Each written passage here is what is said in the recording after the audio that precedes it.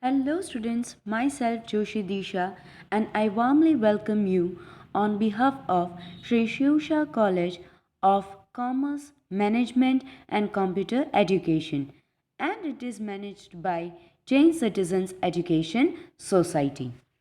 So, today we are going to start unit number 3, Entrepreneurship, of the subject Entrepreneurship 1. So, let us start. Meaning of entrepreneurship. The term entrepreneurship has been borrowed from the French language. It was first used by a French economist J.B. Say in 1800. So, as stated above, entrepreneurship is a word which is taken from French language and it was firstly used by French economist J.B. Say in 1800. It refers to the creation of economic value through well organized efforts. The entrepreneur is always in search of a commodity, service, resource, technology, or a market which is economically useful to the people at large. So, entrepreneurship means and entrepreneur means he or she is a person who is always innovative, who bring out new ideas in the organization. He or she is very creative. They are in always search of commodity, service, resources, technology, and a market. So they are the risk bearers. They are taking full of risk. So they are the entrepreneurs who are always searching for something new. Now, let us discuss the definition of entrepreneurship. So, according to Stepanek JB, entrepreneurship refers to risk-bearing ability of the individual, managerial skill and innovative urge. So, he or she is a person who is having risk-bearing ability because business is full of risk and they are the persons, they are always trying to bring out something innovative, something creative. And whenever you are trying something new, it is always full of risk. So there he or she means that he or she is having risk bearing ability. Then they are also having managerial skills who manages the organization, and innovative urge means they are always doing something which is innovative that everyone does not do. So I hope that you all have now understood that what actually entrepreneur is. So in general, the term entrepreneurship is defined as a process of establishing and expanding a profitable business. So it is a process in which we are establishing and expanding our business organization which is very much profitable to us. The emphasis is on creativity, innovation, and an urge to take risk. So, the main motive is to create something, is to do something innovative, and always taking the risk. What it creates may be a commodity or a service, or a new method of production, or a new market, or a new source of supply, or a new organization of business. So it may be anything, but it is new. The main concept is there is something new, whether in the organization, whether in the market, or it is a commodity, or it's a service, or it's a method of production, whatever it is, but it is something new in the market or in the organization. So now let us study the characteristics of entrepreneurship. Number one, entrepreneurship is a process. Obviously, as stated above, that it's a process of doing something new. It's process of management, bringing innovative ideas in different actions. It also includes elements as conception of business project, environmental analysis, choice of business or industry, establishment of a unit, its management, etc. Thus, it is a combination of so many activities which are interdependent but their goal is same, that is profit and to bring out economic welfare as well. Number 2, entrepreneurship is a goal oriented activity. Obviously, it is a goal oriented activity. Its main goal is maximization of profit. To achieve the goal, an entrepreneur mobilizes resources, combines them, manages their functions, and bears all risk associated with innovations. So, its main aim is the maximization of profit, and for it they are doing maximum efforts to achieve the profit.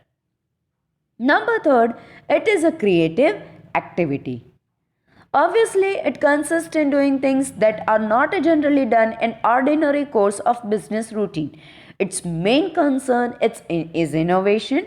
It creates a new unit, a new product, a new method, or a new market. Thereby, it creates capital assets in the economy. It creates employment opportunities as well.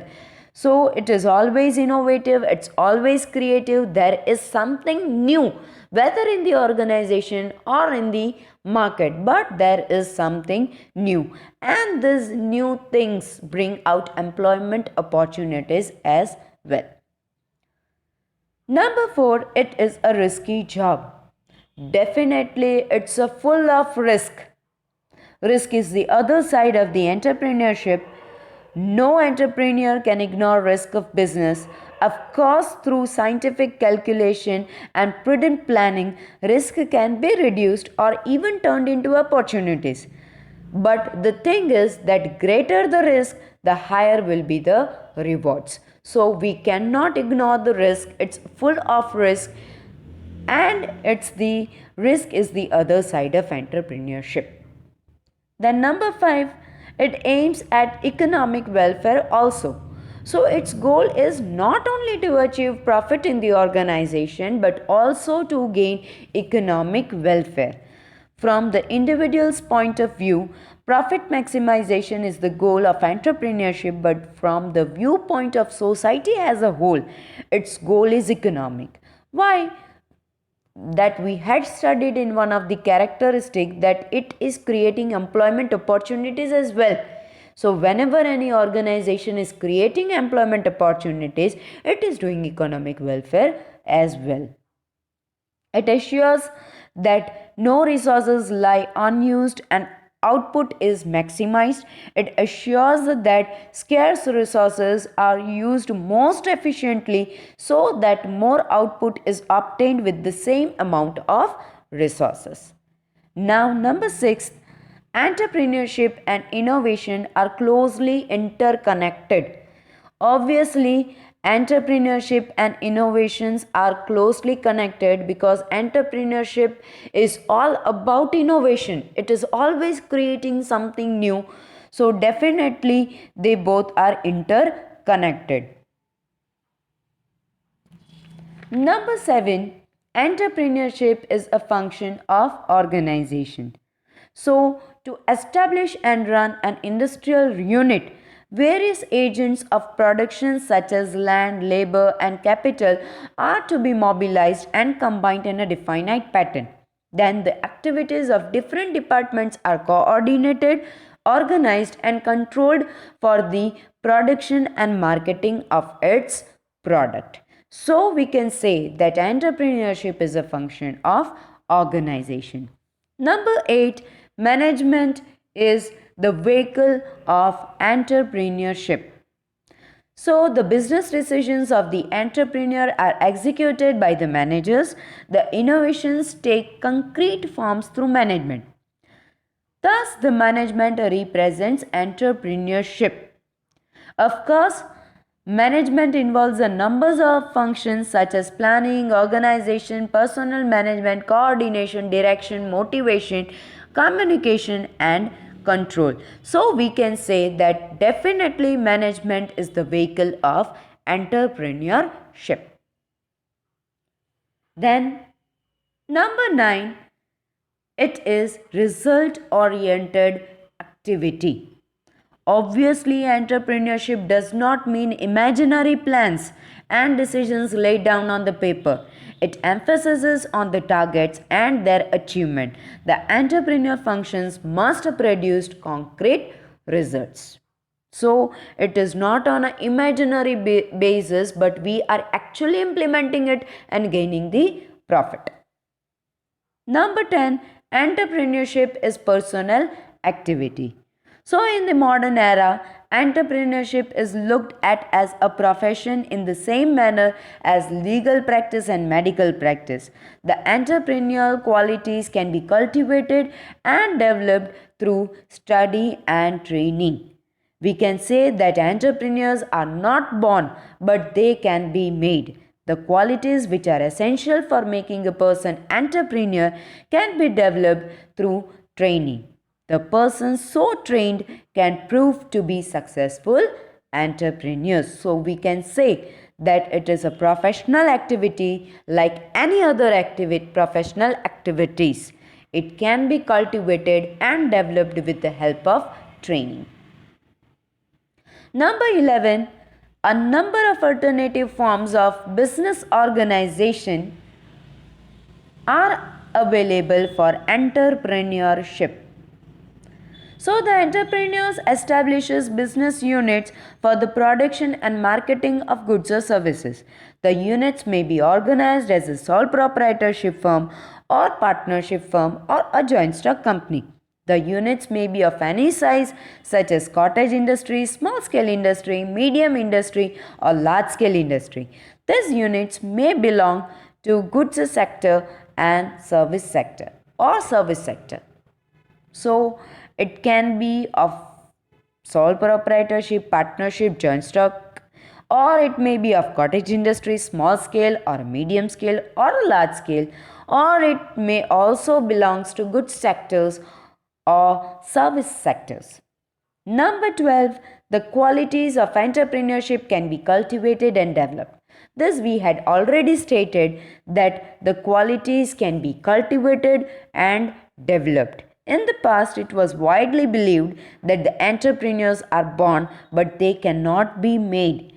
And looking to the circumstances prevalent in those days, it was felt that this belief is supported by the facts.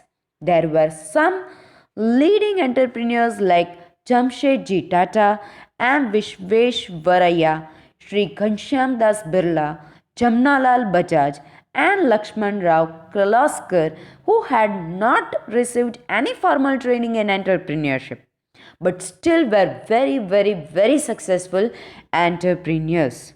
At present also, Dhirubhai Ambani and Karshanbhai Patel have achieved tremendous success in the business world without attending any institutions of training. On the other hand, the entrepreneurship development programs have produced a number of entrepreneurs equally capable and successful and proved that entrepreneurship can be acquired through training and hard work. Now, number 13, that is the last one, some complementary services are essential for the growth of entrepreneurship. So, in addition to the individual qualities such as courage, enterprising nature, and technical knowledge, the entrepreneurs require some basic facilities also. The examples are financial facilities, factors favoring the expansion of markets, incentive schemes of the government, legal factors, and research facilities, etc. So, monetary and non-monetary both rewards should be given to entrepreneurs for their development, for their growth as well. So, this was it, the characteristics of entrepreneurship.